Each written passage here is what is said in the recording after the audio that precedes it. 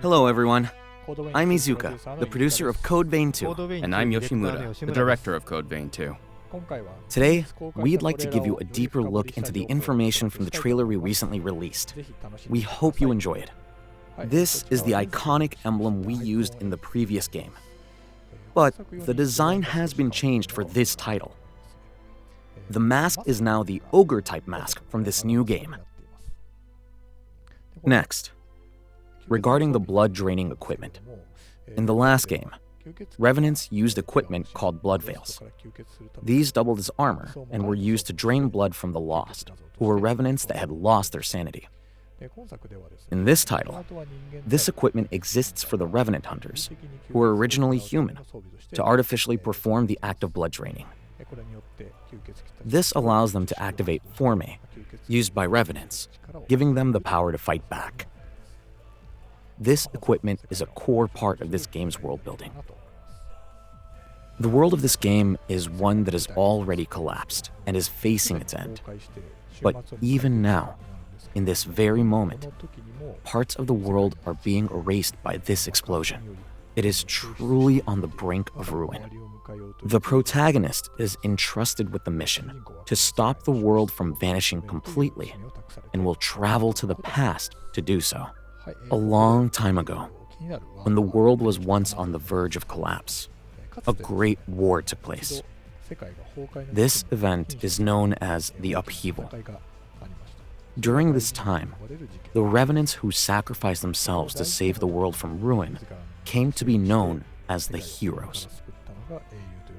And this world, which has only continued to exist because of their sacrifice, is now finally meeting its end. Let me introduce the setting of the game. Although it's a fictional world, we've consciously designed it to feel like an extension of our modern, contemporary world. A unique element in this title, and a key difference from the previous game, is that this world once prospered with strong influences from medieval European architecture, such as spires and rounded arch windows. This is one of the Revenants you meet in the past world, a character named Valentin. He carries the blood of a progenitor Revenant and possesses immense power. He is the head of the Magmel Forma Research Institute, where he studies ancient Forma for the good of the people. He treats both Revenants and humans without prejudice, and also serves as an arbiter, mediating disputes between the two groups to maintain social stability. This is one of the partner characters, Noah. He has a close relationship with Valentin. As a Revenant who was once human, he trusts Valentin deeply for giving him a position without discrimination. He has taken it upon himself to be Valentin's bodyguard to help him achieve his ideals. And now for a special feature of the partner system. The protagonist stores the power of their Revenant buddy in the jail on their back, allowing them to draw out that power in battle. During combat, you can summon them, materializing them to fight alongside you. This gives a whole new meaning to having your partner's back, doesn't it? Jose is one of the heroes you'll meet in the past. She governs an area known as the Sunken City. Jose carries the burden of a past where she was unable to stop a disaster that struck this city. Driven by that responsibility, she protects the surviving Revenants and humans, personally leading the charge in battle. This area is where a catastrophic event known as a resurgence occurred in the past. This resurgence caused the entire city to be submerged in water. The Revenants who were in this place were caught up in this event and have been twisted into horrors, making it an extremely dangerous area. Revenants and Revenant hunters have a complex relationship. With the world on the brink of collapse, they are officially cooperating, but beneath the surface, tensions and power plays continue. In the past, there were also hunters who resented being governed by Revenants, which created a tense social climate. The Revenant hunters who operate in the shadows of the past world wear masks to hide their identities and, like the protagonist, have a jail on their back that contains a heart. While Revenants possess superhuman physical abilities and supernatural powers, you can see that thanks to the jail, the Revenant hunters possess combat strength that surpasses even them. Lyle is another one of the heroes you meet in the past.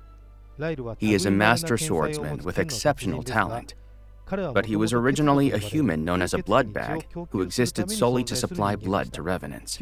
Revenants can be created in two ways.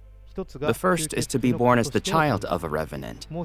The second is for a human to be reborn as a Revenant after death.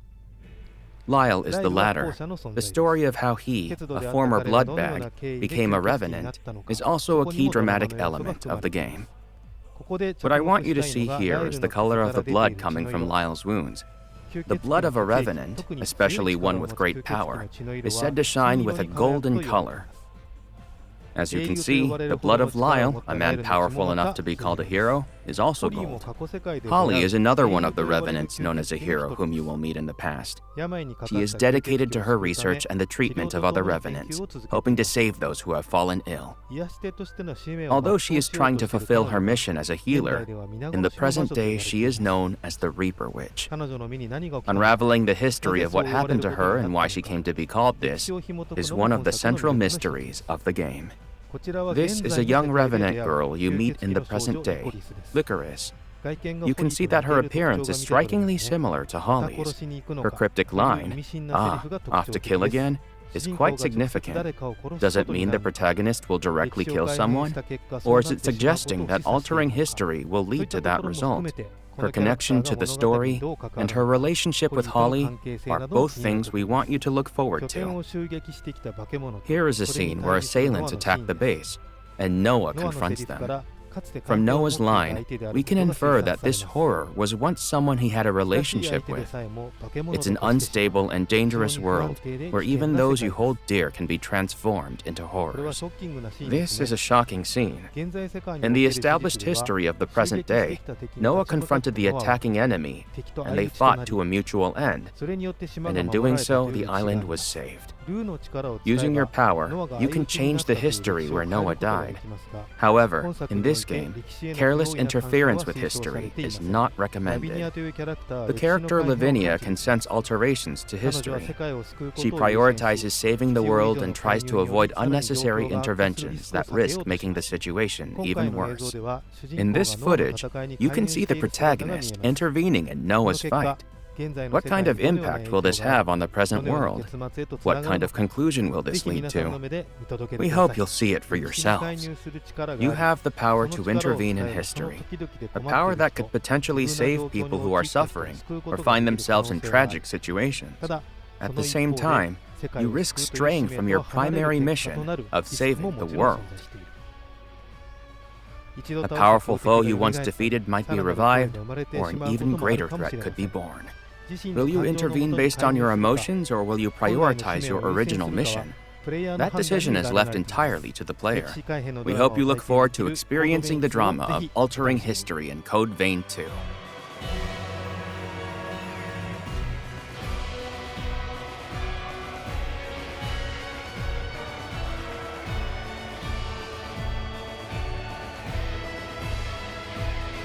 And, for those of you who noticed, yes, that familiar element from the series has been powered up for this title as well. We hope you look forward to it.